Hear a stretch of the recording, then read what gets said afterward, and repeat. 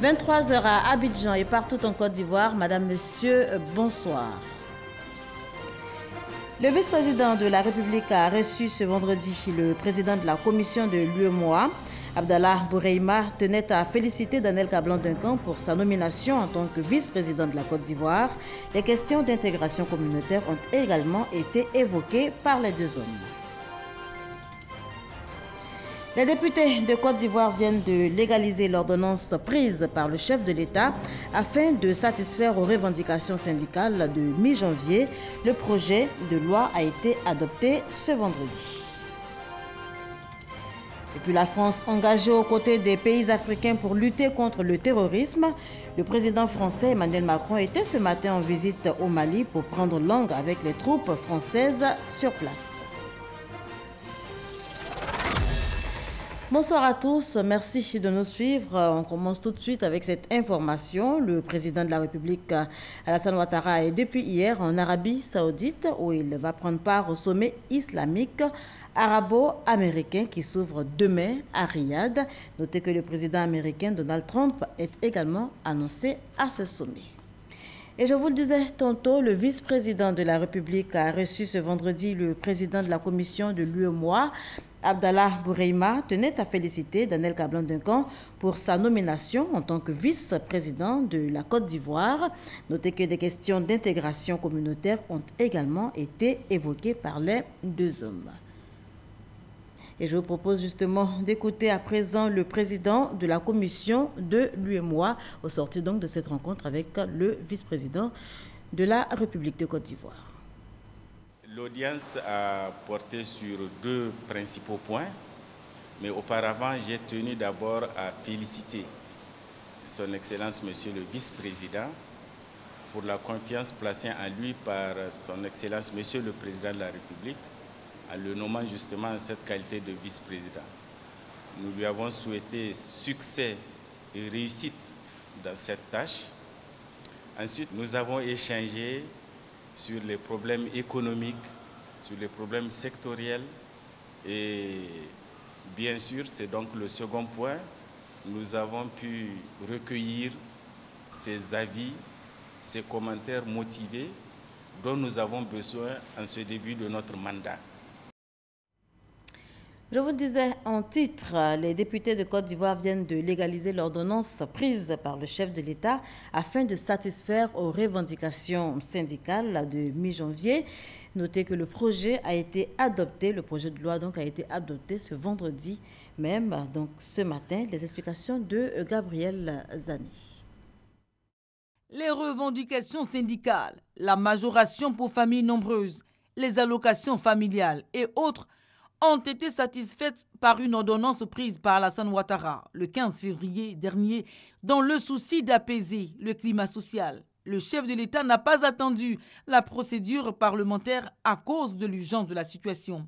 Ce vendredi, devant les députés de la Commission des affaires sociales et culturelles, le ministre de l'Emploi et de la Protection sociale a présenté un projet de loi portant ratification de cette ordonnance. Ce sont donc des avancées qui sont consentis à partir des négociations qu'il y a eu entre l'État de Côte d'Ivoire en tant qu'État employeur et les travailleurs qui sont de la fonction publique et qui sont des agents de l'État et qui nous garantissent que les retraites de tous les fonctionnaires, maintenant comme à l'avenir, seront payées en temps et en heure. Une avancée. Les députés ont donné quitus au chef de l'État. Le projet de loi qui vient d'être voté à l'unanimité ne peut qu'apporter au bien-être des retraités. Dieu seul sait, dans un passé pas très lointain, aller à la retraite semblait difficile à accepter, tant on souffrait. Le dispositif légal de l'ordonnance se résume en un seul article et permet de garantir la pérennité du système de gestion des retraites des fonctionnaires et agents de l'État. Et on reste avec Gabriel Zani, toujours à l'Assemblée nationale, où les députés de la Commission des affaires sociales ont exprimé, à travers une déclaration, leur compassion aux victimes des récents remous qui ont secoué la Côte d'Ivoire, des députés qui ont réitéré leur soutien au chef de l'État et aux populations ivoiriennes. Ils sont issus des groupes parlementaires RDR, PDCI, IDPCI, Agir pour le peuple, Vox Populi et Nouvelle Vision. Ensemble, ils déclarent déplorer les remous sociaux survenus dans le pays. Officiellement, les récents mouvements d'humeur ont fait 9 blessés et 4 morts. Ces députés soutiennent les blessés, les familles des victimes et le chef de l'État. La Commission des affaires sociales et culturelles de l'Assemblée nationale de Côte d'Ivoire souhaite un prompt rétablissement aux blessés identifiés et non identifiés sur l'ensemble du territoire. S'incline devant les dépouilles des personnes décédées et présente ses sincères condoléances aux familles éplorées. Exprime son soutien au peuple ivoirien et marque sa compassion à toutes les personnes physiques ou morales ayant subi des préjudices de toute nature. Apporte son soutien indéfectible à son Excellence M. Alassane Ouattara, qui a été très affecté par ces mouvements. Appelle à la mise en place d'une cellule de veille et d'écoute en vue de prévenir par une alerte proactive la survenue d'éventuelles autres crises. Les députés de la Commission des affaires sociales et culturelles appellent tous les acteurs au dialogue. Le chef d'état-major général des armées était lui à Bouaké pour apporter son soutien à la famille de l'une des victimes des récentes violences. Sékou Touré en a profité pour s'imprégner des réalités sur place des démobilisés de la cellule 39. En visite à Bouaké, le chef d'état-major général des forces armées de Côte d'Ivoire a apporté la compassion de la haute hiérarchie militaire à la famille de Issouf Diawara, l'une des victimes du récent mouvement d'humeur des soldats. Sékou Touré a prêté une oreille attentive aux propos des membres de la famille du défunt et de ses amis démobilisés de la cellule 39. Il souhaite que la lumière soit faite sur la mort de leurs camarades. Les autorités locales ont participé aux différentes rencontres en vue de renforcer la cohésion sociale à Bouaké. Le calme est revenu. La contribution de tous est souhaitée afin d'éviter à Bouaké de nouveaux troubles qui ne favorisent pas le développement socio-économique. Un commentaire de Walter Amadou Ouattara. À Adiaké, dans le sud-est de la Côte d'Ivoire, l'actualité est marquée par la lutte contre le paludisme. L'initiative du Programme national de lutte contre cette maladie et la cible, ce sont les élèves du primaire. Franck Wadio.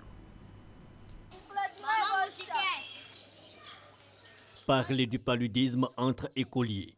Cette 9e édition du concours inter-école a mis en interaction différents établissements de l'inspection de l'enseignement primaire d'Adiaké. Des élèves invités à montrer leurs connaissances sur le paludisme. La politique du Programme national de lutte contre le paludisme consiste ici à impliquer dans la lutte contre la pandémie l'une des franges les plus vulnérables, les enfants. Nous étions l'année dernière à Bengourou. Aujourd'hui, nous sommes à Adiaké et nous voyons que les enfants, depuis la formation, comme nous l'avons dit tantôt, jusqu'aujourd'hui, les enfants ont assimilé assez de choses. Politique de sensibilisation qui porte à ses fruits, de l'EPP à Séni Sagbadou au groupe scolaire méthodiste, en passant par la passerelle et à Séni Canal, les enfants ont tous adopté le message, les bonnes pratiques utiles pour éloigner le paludisme.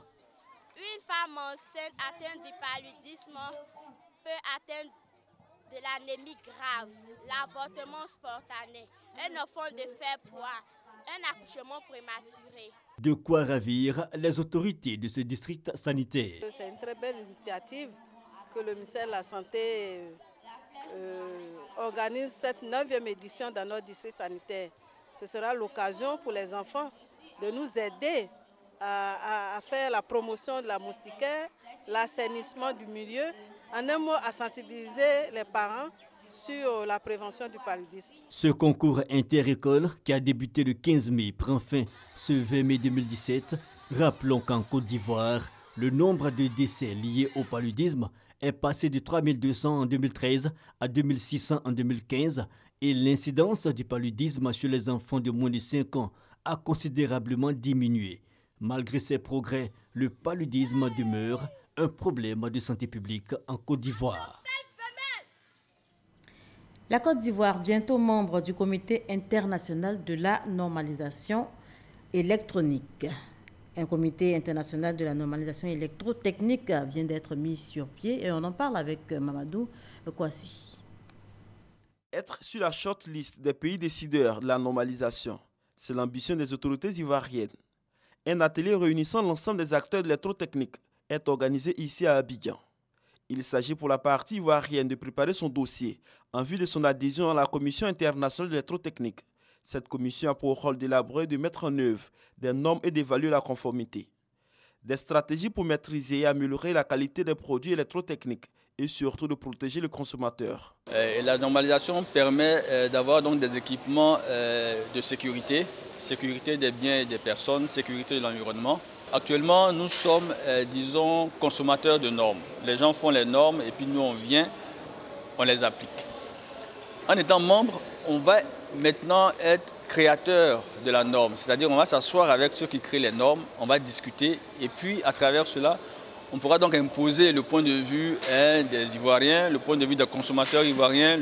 Le directeur de cabinet du ministère des Mines et de l'Industrie encourage les acteurs de ce secteur à redoubler d'efforts pour que cet objectif soit atteint. Dans la mesure où aujourd'hui la qualité est devenue un élément fondamental dans le commerce international et même je dirais dans le commerce tout court. Il est évident que lorsque vous êtes en face d'un produit, vous avez besoin de savoir si ce produit est bon pour vous ou s'il peut être dangereux. Et donc dans cette mesure-là, notre rôle en tant que ministère garant de la qualité, c'est d'accompagner l'ensemble des actions qui visent à promouvoir la qualité et la normalisation. Pour la réalisation de cette ambition internationale, la Côte d'Ivoire bénéficie du parrainage du Comité national français de l'électrotechnique, un parrainage qui arrive à sa fin en juillet 2017, date d'évaluation du dossier ivoirien. Et dans la même veine, l'administration publique se modernise avec les TIC, les technologies de l'information et de la communication. Et pour ce faire, 160 agents de l'administration publique viennent de recevoir une formation. C'est dans la région de Lindenié-Djuablin. On y va tout de suite avec Chantal Akandon. Après le district de Yamsokro et les régions du Poro, du Gbeke, de San Pedro et du Haut-Sassandra, c'est le tour aujourd'hui de Lindenié-Djuablin d'accueillir le séminaire de formation des agents de l'administration publique sur l'usage adéquat des outils informatiques. Durant un mois, les fonctionnaires et agents de l'État renforceront leurs capacités dans le domaine des technologies de l'information et de la communication, TIC. L'objectif visé par la CNDI, c'est de vulgariser l'usage adéquat des TIC afin de favoriser l'éclosion d'une administration numérique moderne et efficace en Côte d'Ivoire. Le directeur général de la CNDI, Ngolugo Soro, a souligné l'importance de cette formation qui doit permettre à la Côte d'Ivoire, qui aspire à être un pays moderne, de ne pas se déconnecter de l'ère de la société de l'information, qui caractérise aujourd'hui le monde. Pour ce faire, le pays se doit d'avoir des fonctionnaires nouveaux, ayant une parfaite maîtrise des outils informatiques. Les autorités de la région de Lindenié-Djuablin ont déjà mesuré l'importance de ce type de formation pour effectivement rentabiliser les investissements que fait le gouvernement en dotant les structures administratives d'outils informatiques. Nous nous tenons disponibles à vos côtés pour vous accompagner à être des citoyens dignes de cette société de l'information qui caractérise notre ère actuelle. Représentant le ministre de la fonction publique et de la modernisation de l'administration, Gustave Kakou, a salué l'action des formateurs pour cette belle initiative en faveur des agents de l'administration publique de la région de Lindenié-Djuablin. Il a par ailleurs exhorté ceux-ci à l'assiduité au cours de ce séminaire afin d'emmagasiner le maximum de connaissances pour mieux rentabiliser les importants investissements consentis par l'État ivoirien en vue de doter les services publics du pays d'outils informatiques. 700 millions de francs CFA pour le réaménagement des parcs de Taï et de la Komoué. C'est une somme octroyée par la Fondation pour les parcs et réserves de Côte d'Ivoire, une subvention qui devra servir à la sauvegarde et à la promotion de ce patrimoine naturel. On en parle avec Frédéric Oulaï et Adama Kone. Inscrits au patrimoine de l'UNESCO, les parcs nationaux de Taï et de la Komoué seront réaménagés pour être plus attractifs. La Fondation pour les parcs et réserves de Côte d'Ivoire et l'Office ivoirien des parcs et réserves viennent de signer une convention de financement pour l'exercice 2017. Ce sont 700 millions de francs CFA que la Fondation octroie comme financement non remboursable pour la conservation des aires protégées et la biodiversité. Après la longue crise qu'a traversé la Côte d'Ivoire, l'état des parcs nationaux a été très affecté. Et malgré tout cela, il y a quand même quelques parcs qui se sont distingués. En l'occurrence, donc, le parc national de Taï, qui a toujours bénéficié de l'appui extérieur à travers donc, la coopération allemande. Et c'est justement grâce à cette coopération que nous avons pu mettre en place un fonds fiduciaire pour continuer le financement de ce parc. La clé de répartition prévoit 400 millions de francs CFA pour le parc national de Taï et 300 millions pour celui de la Comoé. Dans le cadre de ce programme-là, nous avons 7 actions à mener, notamment l'activité de préservation des aires protégées, Comoé et Taï. En plus de cela, nous avons des relations avec les populations riveraines parce que vous savez, c'est des domaines qui sont dans le domaine rural et qui appartiennent à l'État, c'est des parcs nationaux. Donc il faut faire en sorte que la gestion de ces espaces apporte des retombées économiques et financières aux populations riveraines. En termes d'état de conservation, ces 2 parcs nationaux sont viables et sont bien conservés. Ce qui nous reste à faire, c'est de les valoriser par le tourisme. Selon la ministre Anne-Désirée Ouloto, le gouvernement entend promouvoir ainsi l'écotourisme. Je voudrais, mesdames et messieurs, saisir cette opportunité pour vous encourager à poursuivre vos inlassables efforts aux côtés de l'État pour mobiliser davantage de ressources financières afin de couvrir la totalité des besoins financiers de l'ensemble du réseau de nos aires protégées. De 2014 à 2016, la Fondation a déboursé au total 1,6 milliard de francs CFA au profit de l'Office des parcs et réserves pour l'aménagement des parcs de Taï et de la Comoé. Du 21 au 30 juillet prochain, vous le savez certainement, la Côte d'Ivoire va accueillir le 8e jeu de la francophonie. 4000 participants sont attendus à ce grand rendez-vous que les journalistes de Côte d'Ivoire et les journalistes internationaux se feront fort de couvrir largement. Et pour réussir le pari, eh bien, une mission d'experts de médias était ici en Côte d'Ivoire, le temps d'une formation à ces journalistes. Ils ont donc été formés pour une meilleure couverture de l'événement. On en parle avec Issaïou. Une mission des experts des hommes des médias du Comité international des Jeux de la francophonie à Abidjan pour la formation des journalistes à la couverture médiatique des 8e Jeux de la francophonie et tester le matériel technique. Après une séance de travail avec les membres du radio-télédiffuseur hôte RTDH au siège du Comité national des Jeux de la francophonie CNJF à Cocody, les experts se disent rassurés. Il y a une motivation à 150%. J'ai trouvé des collègues qui étaient prêts à s'engager avec moi dans cette aventure et qui ont vraiment conscience qu'il va falloir pendant ces 10 jours se mettre totalement dans la francophonie. Et je les ai trouvés avec une énorme motivation et je pense qu'on peut être très très confiant. On a trouvé pas mal de gens qui sont déjà prêts pour être avec nous, pour nous accompagner sur le dispositif, pour prendre en main le dispositif avec nous. La structure est là, les moyens seront là, les journalistes seront là, les réalisateurs seront là, les cadreurs seront là. On va dire qu'on est au rendez-vous, en un moment charnière. Il y a encore quelques petits réglages parce que dans toute grosse opération, forcément, il y a des réglages à avoir. Mais on est vraiment très confiant et très content que ça se passe ici. Et surtout avec les gens de la RTI et les gens de Côte d'Ivoire. Pour les experts, le RTDH dispose d'atouts véritables pour la réussite des 8e Jeux de la francophonie à Abidjan prévu du 21 au 30 juillet 2017. Après plus de 4 ans de conflits fonciers, les populations du canton Barala, dans la sous-préfecture de Boko, dans le département de Koro, c'est ici en Côte d'Ivoire, et les populations du district de Tenko, en Guinée, ont décidé de faire la paix. Désormais, les 2 communautés ont décidé donc de se pardonner. La cérémonie de réconciliation a été suivie pour vous par Mamadou Kwasi. Une poignée de main et des engagements pour mettre fin à 4 ans de conflit foncier entre les populations de Massala en territoire ivoirien et Tinkoro en Guinée. Un conflit transfrontalier qui a fait de nombreux blessés et causé des dégâts matériels importants, notamment la destruction de plantations et l'abattage d'animaux.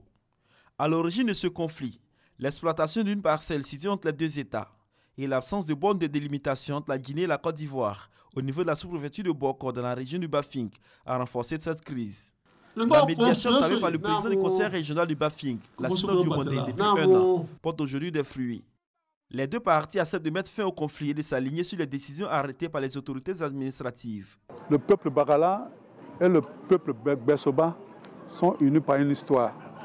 C'est ici que sont partis donc nos ancêtres. Nos ancêtres Diomandé. Donc aujourd'hui, nous diviser ne nous arrangerait pas. C'est pour cette raison nous avions dit des problèmes de conflit rural, cela ne doit pas exister entre nous. Parce que ça n'a pas existé au temps de nos ancêtres. Il n'y a pas de raison qu'aujourd'hui, en notre temps, que cela puisse exister. La cérémonie de réconciliation a mobilisé l'ensemble des populations de la sous-préfecture de Gbessoba en Guinée et celle du canton Barala en Côte d'Ivoire. Le sous-préfet de Bokor et celui de la Guinée ont invité les populations au strict respect des mesures arrêtées au terme de la médiation. Au nom de ces décisions, la mise en place d'un comité local de médiation, le retour aux règles agricoles telles que pratiquées depuis des décennies. On parle justice à présent, ce sera en images poursuivi pour atteinte à l'ordre public. L'ex-ministre Sébastien Danondjedje et 3 autres co-accusés comparaîtront finalement le vendredi prochain. Le procès a été reporté au 26 mai à la demande du procureur de la République qui a requis du temps afin de permettre à toutes les parties de mieux se préparer pour un procès équitable. Le deuxième forum de la diaspora se prépare activement. Ce sera du 22 au 23 mai prochain, ici même à Abidjan. Et ce rendez-vous se veut un cadre d'échange axé sur les mécanismes d'appui aux projets d'investissement en Côte d'Ivoire. C'est ce que nous dit Issa Tchonayo. Les Ivoiriens de la diaspora ont décidé de s'unir et d'agir pour l'avenir de leur pays. Pour joindre l'acte à la parole, ils comptent organiser les 22 et 23 mai prochains la deuxième édition du Forum de la diaspora. Objectif, définir un mécanisme d'appui au projet d'investissement. J'encourage cet événement-là et j'espère que les Ivoiriens de la diaspora vont contribuer aussi à atténuer les crises. Une approche jugée opportune par la Direction générale des Ivoiriens de l'étranger. La rencontre de ce soir vise 2 objectifs fondamentaux. Le premier, c'est de lancer le Forum de la diaspora ivoirienne, la deuxième édition. Et le deuxième enjeu de cette rencontre, c'est de créer un réseau entre les Ivoiriens de l'extérieur revenus suite à l'appel du président, afin d'échanger, de créer ce cadre de partage à travers lequel nous allons faire connaissance et soumettre des difficultés dans un cadre de concertation et puis essayer d'y apporter des solutions idoines. Environ 1 240 000 personnes constitue la diaspora ivoirienne. Cette communauté compte également poser des actes pour encourager la lutte contre l'immigration clandestine. La France, aux côtés des pays africains pour lutter contre le terrorisme, le président français Emmanuel Macron était ce matin en visite au Mali pour prendre langue avec les troupes françaises sur place. Notez que le choix de Gao n'est pas fortuit. Gao est la plus importante base des forces françaises engagées à l'extérieur dans la lutte contre le terrorisme. Les Iraniens sont toujours dans l'attente des résultats après la présidentielle de ce vendredi. Ils étaient plus de 56 millions d'électeurs aux urnes ce vendredi. Herman Guivet. Dans les rues de Téhéran ce matin, de longues files d'attente devant les bureaux de vote. 56,4 millions d'électeurs iraniens appelés aux urnes pour élire leur président. Dans la course au palais présidentiel, Hassan Rouhani, le président sortant, face à Ebrahim Raïssi, qui incarne un bloc conservateur. L'adversaire du président sortant, Ebrahim Raïssi, était il y a quelques mois inconnu de la scène politique iranienne. Ses principaux soutiens l'affirment sans rougir, et c'est devant une foule de sympathisants qu'il a voté ce vendredi.